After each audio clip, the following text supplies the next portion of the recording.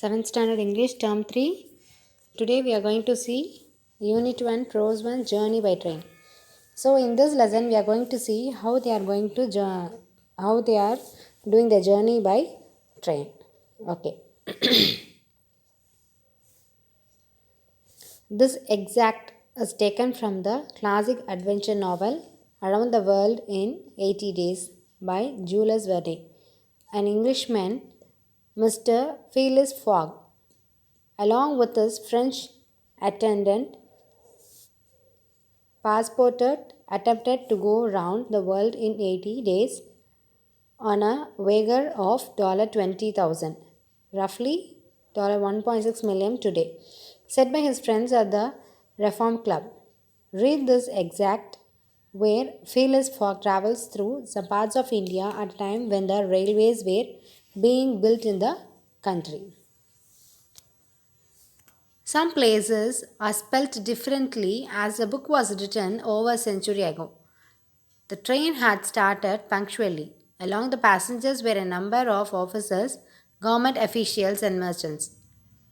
Passport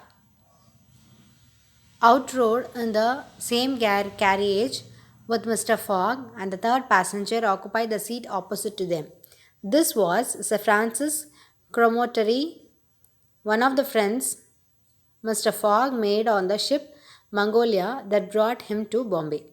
An hour after leaving Bombay, the train had passed the bridges and the islands of Salket and had got into the open country. During the night, the train left the mountains behind and passed Nasik, and the next day proceeded over the flat, well cultivated country of the Khandesh with its struggling villages above which rose the towers of temples. This fertile territory is watered by many small rivers and clear streams, mostly tributaries of the Godavari. Passepartout, on waking and looking out, could not believe that he was actually crossing India in a railway train.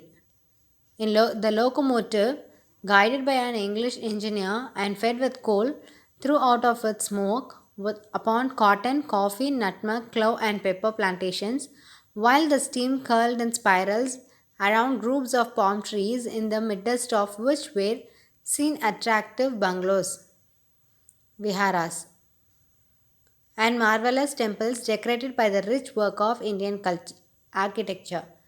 They then came upon vast areas extending to the horizons with jungles where snakes and tigers lived. These creatures fled at the noise of the train. They then came to forests where elephants stood gazing with sad eyes at the train as it passed.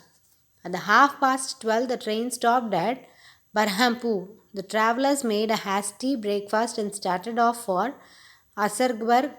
Now they traveled along all the banks of the small river Tapti, which empties into the Gulf of Cambrai near Surat. Then, towards the train, towards evening, the train entered the valleys of Satpur mountains, which separate the Khandish from Bandalkan. Bandalkan. This was 3 in the morning. The train stopped at 8 o'clock in the midst of the clearing, soon 15 miles beyond Rothal, where there were several bungalows and workmen's cabins. The conductor, passing along the carriages, shouted, "Passengers will get out here." Phileas Fogg looked at Sir Francis Cromarty for an explanation, but the general could not tell why there was a halt in the midst of this forest of dates and acacias. Curious Passepartout rushed out and speedily turned, crying, "Monsieur, no more railway." "What do you mean, sir?" asked Sir Francis. "I mean to say that the train isn't going to go any further." The general at once stepped out, while Phileas Fogg calmly followed him, and they proceeded together to the conductor. "Where we are?" asked St. Francis. "At the hamlet of Colby." "Do we stop here?" "Certainly. The railway isn't finished." "What? Not finished?" "No.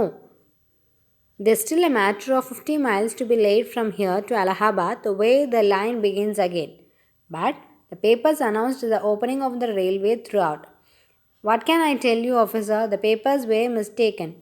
Yet, you sell tickets from Bombay to Calcutta, snapped Sir Francis, who was growing angry.